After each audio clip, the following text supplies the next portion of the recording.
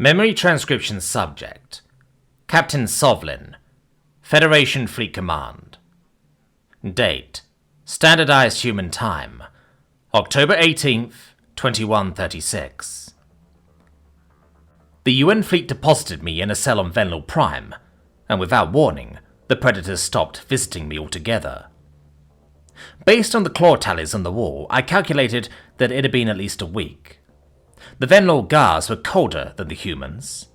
One of them spat in my evening gruel and muttered a curse against my depraved soul. Against all odds, I found myself missing Carlos, and even Samantha. I kept busy by contemplating the Arxor's interrogation and how to refute their absurd story. There had to be reconciliation between the Terrans and the Federation. It had required an unthinkable cost, but the Godric government was swayed to the humans' corner. Unfortunately, Prime Minister Piri's death was confirmed by UN ground forces. Her final transmission could only achieve so much.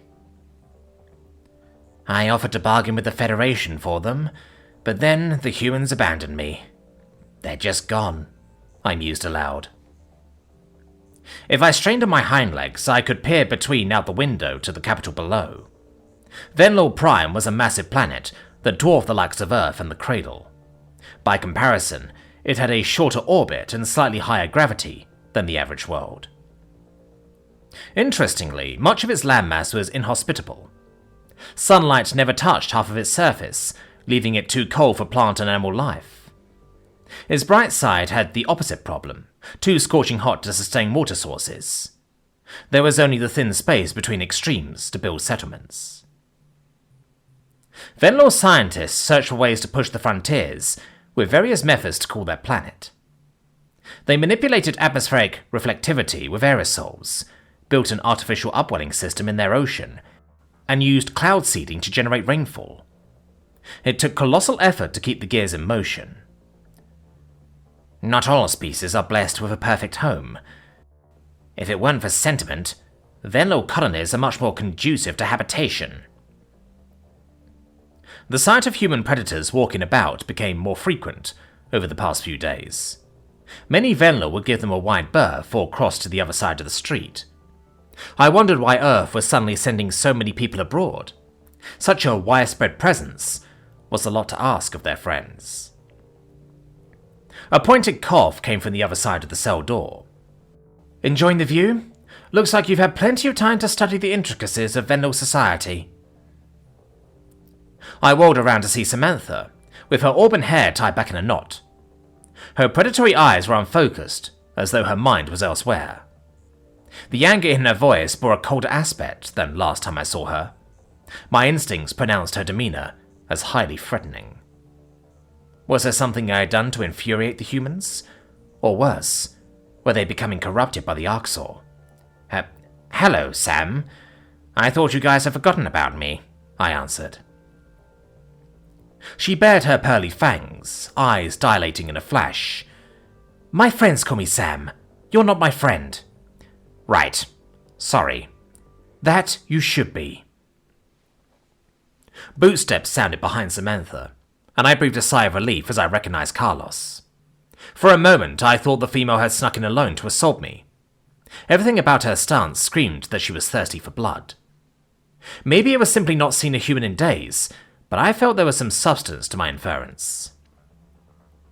There was a jingling sound as the male guard slid keys into the door. The spark was gone from his brown eyes, and his subdued mannerisms were uncharacteristic. The last time I saw Carlos, he was ribbing me, and striking down my thoughts at every turn. There was no sign of playful mockery or admonishment now.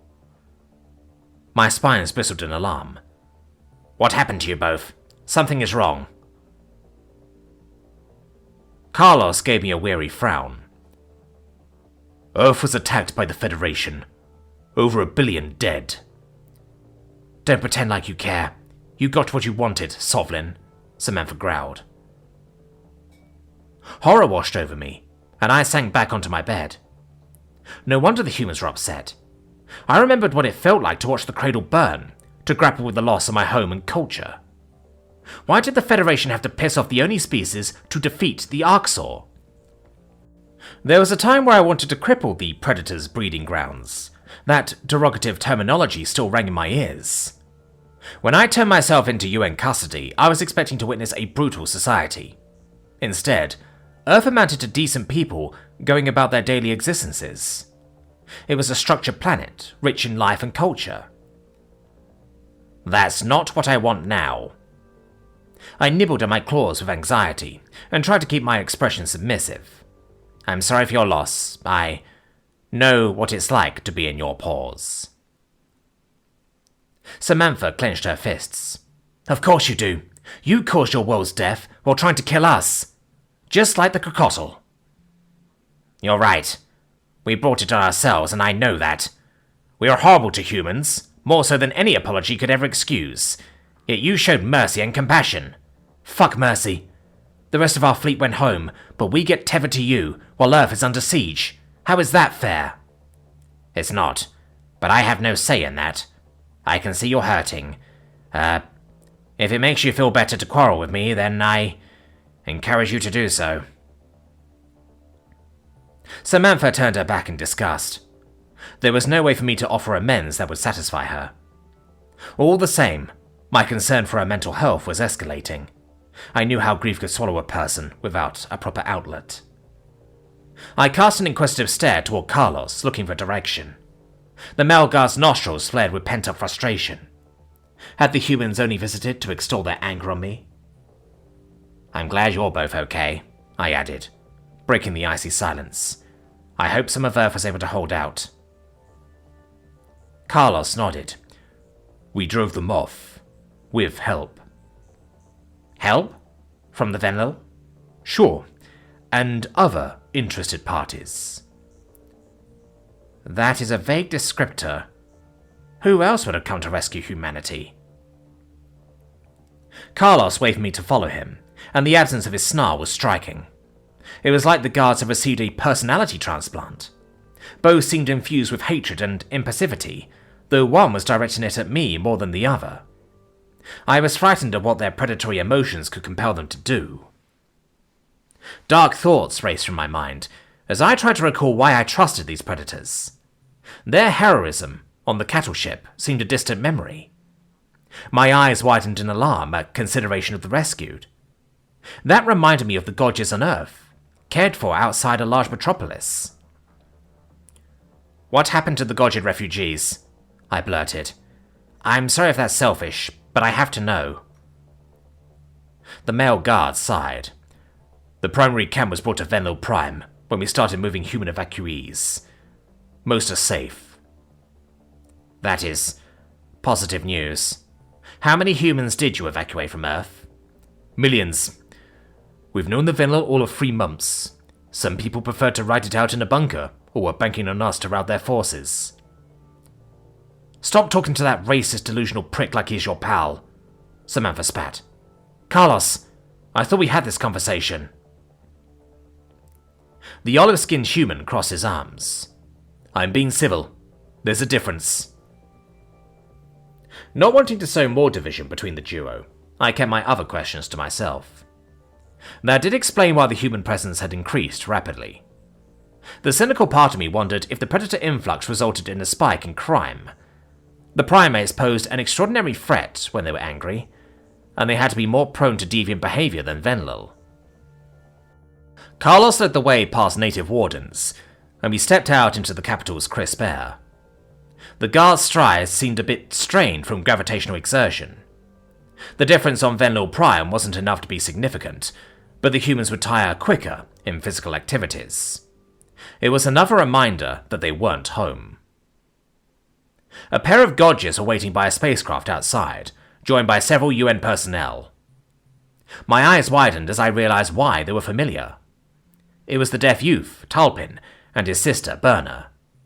Both seemed to be in better spirits than the last time I saw them, and were carrying necessities. I can't believe I thought the humans were going to kill the kid first time I saw him. We all shared that thought. Hello, Captain Sovlin. A synthesized voice spoke the words in the Godged tongue, but with a bit of human growl. Talpin must have been given an AI program with Terran phonemes installed. Why are you being kept in a prison? You are a hero to us all. The young Gorgid finished sliding his claws across a keyboard and fixed me with an expectant look. I didn't want to recount my crimes in detail. Then again, I wasn't sure how to begin translating my reply. At least Samantha seemed mollified by Taupin's presence. Perhaps it served as a reminder of her deaf brother. I deserve to be there. I made another person, a human, suffer, I muttered. Taupin turned his pupils to a nearby human and scanned the contortions of their fingers. His eyes widened. The adolescent struggled to believe that I could be involved with anything nefarious. His beige claws hovered over the keyboard for a moment before he typed out a reply. Why? Came the synthesized question. Your deeds are spoken of in legend. You are a hero, a righteous man. You save lives. I lowered my gaze. I'm none of those things. I thought causing a predator pain would fix my problems. Burner appears stunned as well. You sound like you're talking about torture, Sovlin. That's vile. The humans are sweet, sensitive, generous. I blinked in agreement, lowering my gaze. The predators beside Taupin projected fondness toward him, but I could see their jaws tightening as they listened to me. At least if Burner spread the word about Marcel, my people would squash the myth of my heroism. I deserved to have my legacy tarnished, and to be remembered for the sum of my crimes. Taupin tapped at his keyboard. How could the humans treat you so kindly? I don't know. Ask them, I answered. The UN volunteer beside him thought for a moment before launching into an emphatic reply. The human translator seemed passionate about whatever she was conveying. The deaf Godger looked impressed at what was passed on and nodded in acceptance. He shot me a disdainful look. I cast a nervous glance at Samantha. You speak sign language. What did she tell him? The guard flashed her teeth. That you deserve to live with what you've done. That human discipline doesn't stoop to your level. Well, that was a recurring sentiment when predators spoke of me. What I didn't understand was why the guards brought me to meet Taupin and Burner. It looked like the two Godges were about to depart on a spaceship. After my disclosure, I doubted they want a send-off from me. I don't want to travel anywhere with him. Taupin waved his claws emphatically at the predators.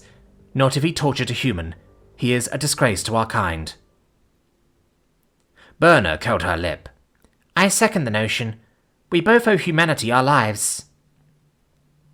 My confusion intensified, and I shot Carlos a questioning look. Taupin seemed to think I was accompanying them on a trip, but I didn't have an inkling what he was referring to. Where were the humans taking them? Was I actually involved? Sovlin is the perfect person to pass on several messages for us. He can get you two through the door with those Caucasian bastards. The male guard tossed his shoulders in a non-committal gesture. He's also the one some Federation fuckwits might believe about the Godgid refugees and the war. That was a good omen, if the humans still wanted peace and dialogue. Maybe the attack on Earth hadn't completely pushed them to the Arxor side, as improbable as that seemed. These Terran predators had a merciful side, and I hoped we could appeal to that. It didn't sound like the entirety of the Federation was involved. The neutrals had minded their own business. There had to be some people that could convert to Terran advocacy. Other races didn't have to end up like the Godgids. Warmth filled my chest. A messenger? I'd be happy to testify on your behalf and broker peace with your enemies. I know about remediation. Samantha scowled. Peace is not an option anymore. Frankly, I declare war on all the skeptics now, but we can't fight 300 species at once. At least, not yet. We're going to purge the 24 who attacked us, followed by the 14 others who voted for war. What? That's the message?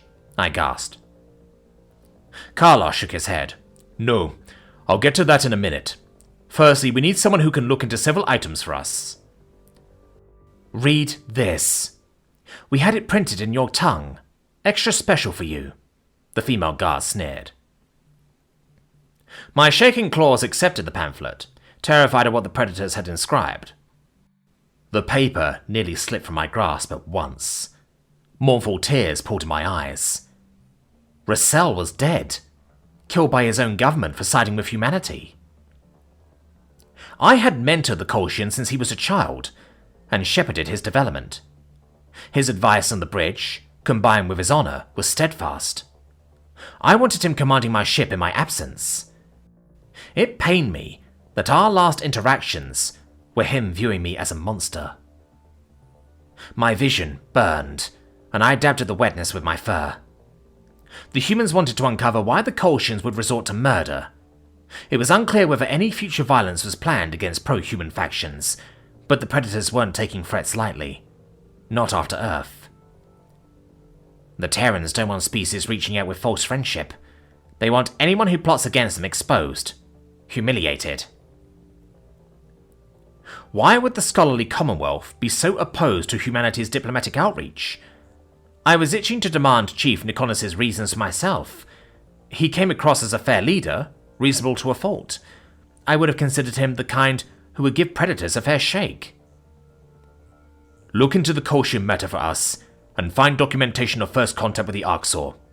See what you can dig up, Carlos growled. Samantha crossed her arms. We need to know who's complicit in every scheme against us and our allies. Who is worth sparing? Who started this predator hatred, and why? The male guard narrowed his eyes. Our governments believe that you feel remorse, that you're not a flight risk. This is what we need from you, Sovlin. Okay. And the message? I stammered. You implied there was a statement to deliver. Oh, that's easy. Tell the Federation we're done contacting or negotiating with them. They never raised a finger to stop the attack on Earth. Let the neutrals know that they either reach out to condemn this terrorist act, or they can prepare for total war. That message sent a chill through my blood. The other Godgers looked horrified as well. I needed to find a more tactful way of phrasing that flagrant threat, if there was to be peace with any species. The humans could rack up a lot of collateral damage in seeking revenge for their Earth.